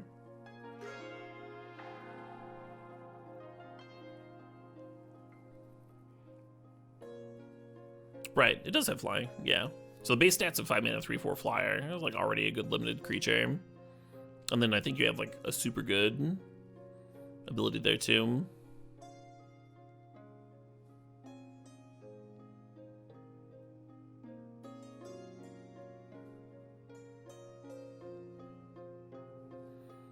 Would it be OP for 4 mana? I don't think it would be OP for 4 mana, but I would think it would be interesting for 4 mana. For constructed. I think that's what they would cost it if they wanted people to mess around with it in constructed and maybe find a home that way. But perhaps smartly on their part, they made it a limited card instead. Limited / EDH.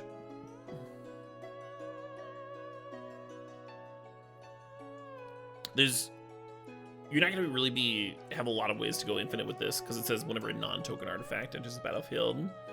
So you can't chain like LEDs together or whatever.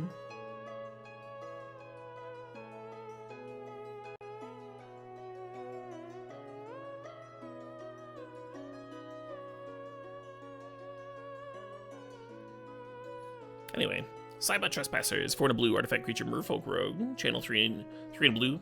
Discard Trespassers, tap up to 2 target creatures that you don't control. Those creatures don't untap during their controller's next untap step. So this is a pretty sweet split card. The channel ability is the type of card that's like good enough for some decks anyway. Like some decks already want that. And now you just have like the option to play a 5-mana 3/5, which again, some decks and board states certainly want that too. So just a good card. Limited. Good limited card. Short Circuit, 1 in a blue enchantment or flash enchant artifact or creature. As long as enchanted permanent is a creature, it gets -3/-0 and loses flying. So the reason it has the as long as it's a creature text there, so you can put it on a an unactivated creature land, or I'm sorry, an uncrewed vehicle. Like your opponent plays a vehicle on turn 2, and you've got your 2 mana up. Even though it's not a creature at the time, you can short circuit it. This is a way of making sure that you can always treat a vehicle like a creature, whether it's crewed or not. As far as this card goes, is it good? It's okay. Okay, little combat trick thing. It's a little bit better if you've got like flyers attacking in the air. Not just because you can make something lose flying, but also because it'll help you race, right? If your opponent's got like an 0/4 because you gave their 3/4 -3/-0, then they're not gonna be able to race you while you're hitting them in the air. But if you have like a bunch of ground pounders and you're trying to race, and all of a sudden you turn their 3/4 into an 0/4, it's still a solid blocker, right? It's still answering one of your attackers. So a little bit better in some decks than others. Sky Swimmer Koi, 3 in a blue creature fish. Gorgeous art. Look at those colors. I love this. This makes me want there to be large flying fish everywhere. There'd probably be some reason that it would like actually be hell if that was like actual reality, like it would like piss on your house and like ruin your gutters or something. I don't know, but it looks gorgeous, and I think it would be awesome. Just live in a planet where that was just happening. Giant fish floating through the air. What am I talking about? Let's talk about the card. 4 mana, 3/3 flying. Whenever an artifact enters the battlefield under your control, you may draw a card. If you do, discard a card. Yeah, this is solid, huh? Phantasmal Monster, 4 mana, 3/3 flyers, like always been a solid limited card. And then the loot ability is good too. Not taking over bomb, not taking over like a real quality removal spell, but really solid threat, really solid body. Spell Pierce, lovely reprint. 1 blue instant, counter target non-creature spell unless its controller pays 2. Usually I don't play this card in limited very much because it scales so poorly. And you're not going to be able to answer your opponent's threat in the early game, which is really when you want like situational rinky-dink spells like this. Whereas when your opponent like wants to play the like really quality removal spell in a game of limited is usually in the later turns, right? They want to kill your best thing, and they're more likely to be able to pay for the 2 when they play those really quality removal spells on your really quality creature. So it just scales poorly, which I don't like on my limited cards. It's gonna be a blowout if like you get this like tight situation where your opponent's like trying to play a combat trick to win combat, and you're like, oh, I counter your combat trick. No, I win combat. But it's a little narrow, right? It's a little narrow. Is a great card to have in standard though. Great card to have reprinted.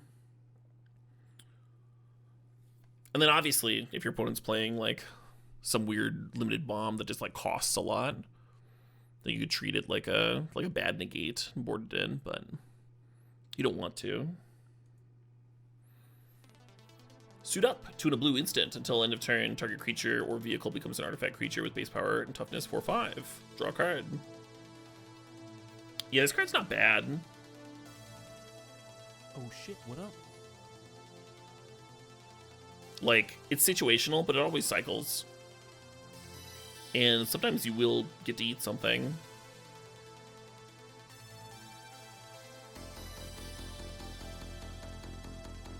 So, like, even if you're only killing something a third to a half the time that you play this, that's still a great card, I think. Value's value, right? Value's value. And sometimes you might even, like, want it to pump something to get that extra bit of damage in.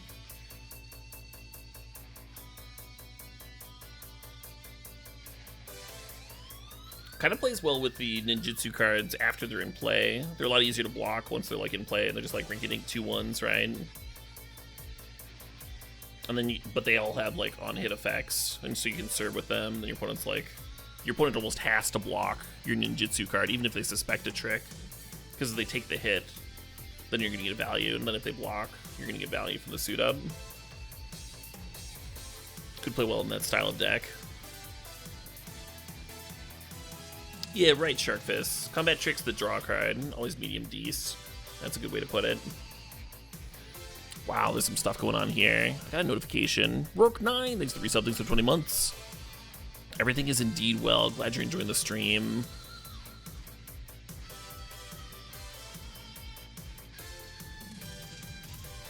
Tameshi, Reality Architect, 2 and a blue, legendary creature, Merfolk Wizard. Whenever one or more non-creature permanents are returned to hand, draw a card. This ability triggers only once each turn. Non-creature permanents. So lands or sagas, equipment, auras, that sort of thing.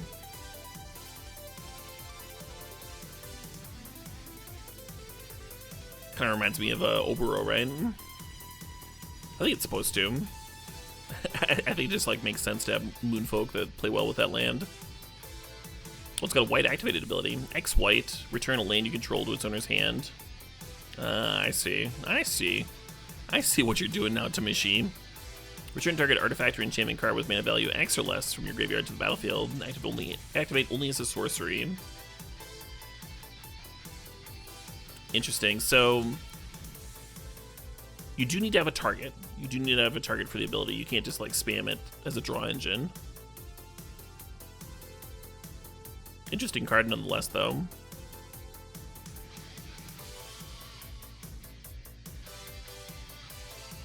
I don't imagine this is good enough for Constructed.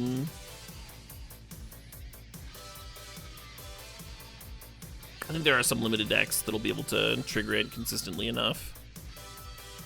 And obviously it's a sweet one for Commander.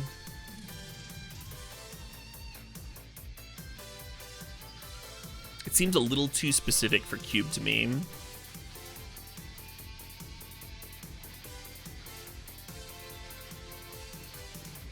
Reset Urza Saga? Yeah, but there's like a lot of better ways to do that, right?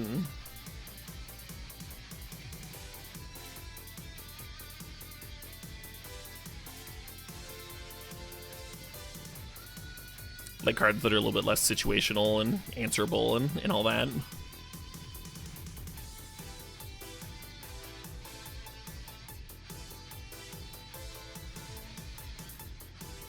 Name a few.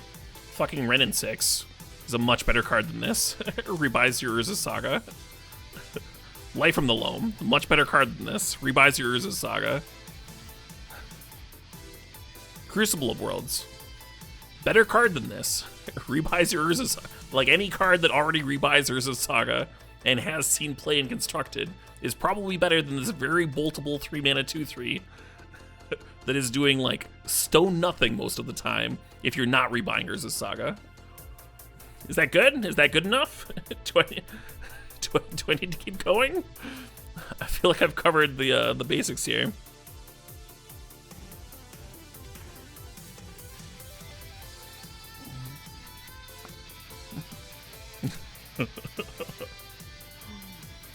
Alright, Tamiyo's Completion. 3 to blue, Enchantment Aura, Flash. Enchant artifact, creature, or planeswalker. When it enters the battlefield, tap enchanted permanent. If it's an equipment, unattach it.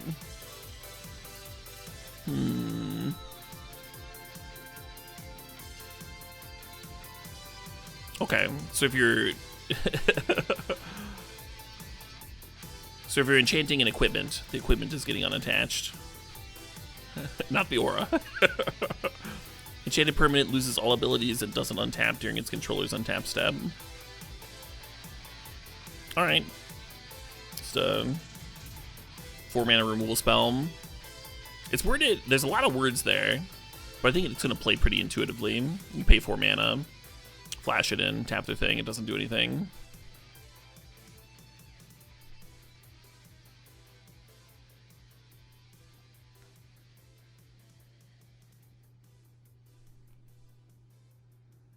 Important for the equipment creatures. Yeah, I guess. I mean, 4-mana removal spells are like never that exciting if they don't have value attached. Obviously, blues removal tends to suck, so this isn't like offensively bad. But I don't think it's like a first pick or anything either, right? It's something you grab if you like really need removal, or if you have a lack of playables or a hole in your curve. Blue usually wants removal, so.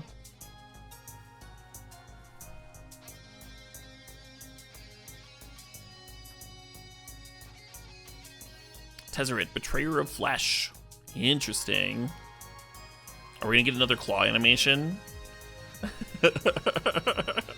2 blue. Legendary Planeswalker Tezzeret. The first activated ability of an artifact you activate each turn costs 2 less to activate.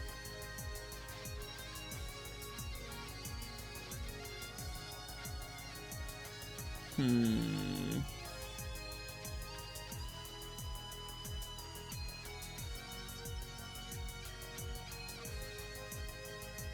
shit, what up? Oh shit, what up? Hey, RB Lee, thanks for the sub, thanks for the 10 months there.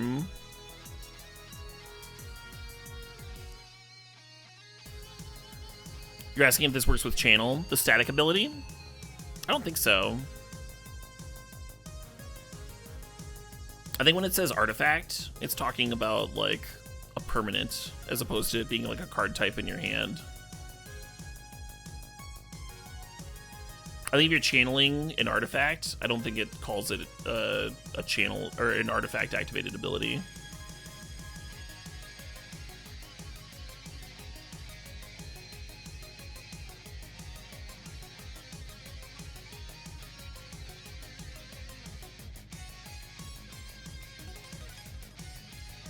It does work with channel, I'm wrong. God damn it.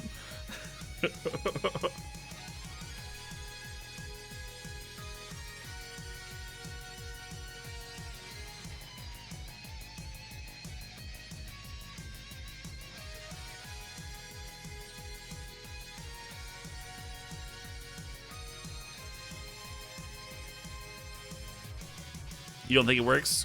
Yeah, I don't think it works. Oh, I was right. Okay.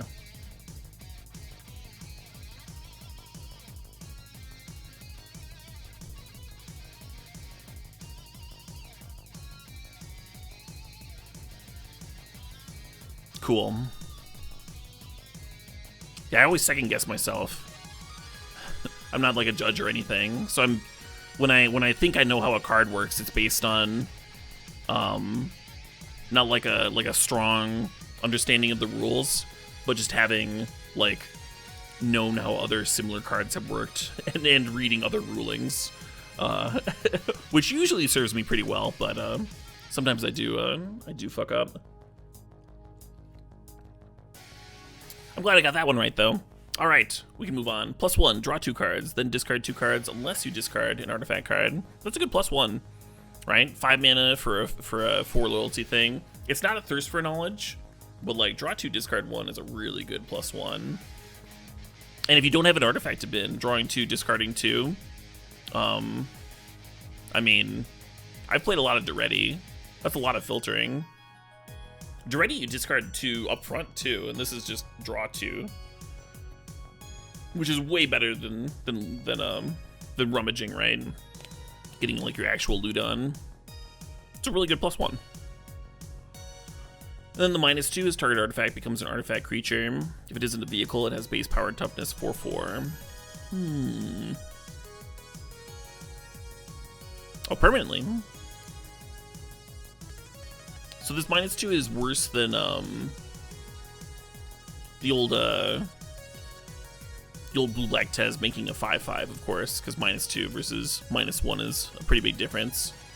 Like you can downtick this instead of going downtick, or downtick, and then start upticking, or that sort of thing. That said, the -2 is a good ability. Just turning random artifacts into win cons. A lot of times, the way that Tezzeret has worked historically, your opponent will play a Planeswalker, and then because you just like have these random artifacts sitting around, your 4-mana Tezzeret, like even though it's coming down after the opponent's Planeswalker, you just get to eat it. You get to eat it sort of similar to Koth, right? Where you're like, okay, Now this artifact is a 4/4, and it gets to eat your Planeswalker, which is a very satisfying thing to have happen if it does come up. Because now your Planeswalker's still around, your 4/4 is still around. It's pseudo haste, which is not as good as haste, but we're in blue, so it's still exciting. And then the -6 here is you get an emblem with whenever an artifact you control becomes tapped, draw a card. All right, so you're starting with a 4 loyalty card for 4 mana. The +1 is very, very strong, and then the ultimate is only -6, so you should be able to get to the ultimate like pretty quickly in a reasonable number of games. Because of that, the emblem isn't the most busted thing ever, but whenever an artifact you control becomes tapped, draw a card, it is going to bury some folks, especially because obviously you're building around artifacts with this thing. Tap an artifact land, draw a card. Hell yeah. Some mana rock. Attack with your vehicles, draw some cards. Triggers for each one too. You're not limited there. And then the part of this card that I'm probably underrating is that static ability that we started there. Where the first activated ability of our artifact, you activate each turn, costs 2 less to activate. Static abilities tend to be like much, much better than they actually are on these like random planeswalkers. I think this card's good. I think this card's super good, if you couldn't tell.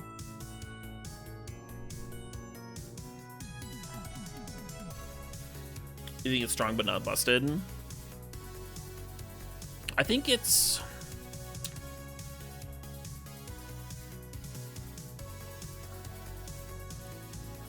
I'm trying to like put this in a way to like compare it to other planeswalkers, but it's so hard because each planeswalker is like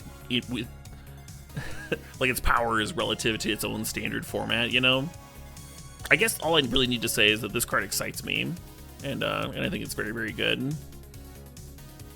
Whether it ends up being like actual busted or not, I don't think it matters too much with my analysis.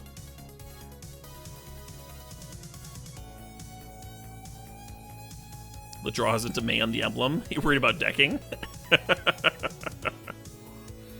The cool thing about this card in limited is that you're probably gonna be wanting to make some 4/4s. I don't think the decking's gonna come up.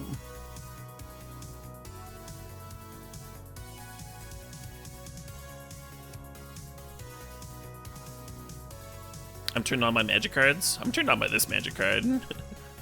I'm not gonna lie, this is fucking great.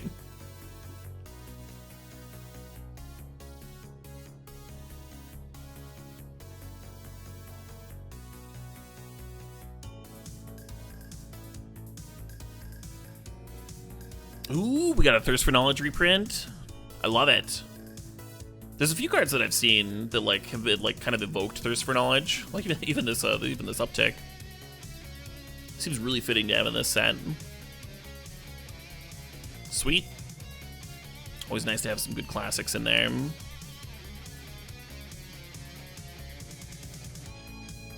Thousand Face Shadow, 1 blue, creature, human ninja. Ninjutsu 2 blue. Oh my, this is gonna have a sweet ninjutsu ability, isn't it? Flying. Whenever Thousand Face Shadow enters the battlefield from your hand, if it's attacking, create a token that's a copy of another target attacking creature. The token enters the battlefield tapped and attacking. This is really cool. So the thing that's like cracked about this card is that a 1-mana 1/1 flyer is a very good ninjutsu enabler. So if you're building your constructed ninjutsu deck, you're starting with 4 of these. Does that mean that this card is gonna see fucking a little like legacy play in that bullshit ninjutsu deck? People are gonna test it for sure.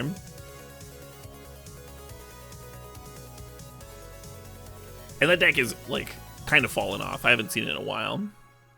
I mean, this will give it a little bit of revitalization. Anyway, I was talking about like how this card's like really cool. Obviously, you've got a ninjutsu enabler. This is going to let you play a ninja on turn 2 or 3 on the cheap. And then when you in turn ninjutsu this later, you're getting like a very worth ability there, cloning another attacking creature. Yeah, it's fucking sweet. All right. This is a time for my second break of the evening. Give my mouth a rest. Go get some more water. And then when I come back, when I come back, we'll start taking on the black cards. See you folks soon.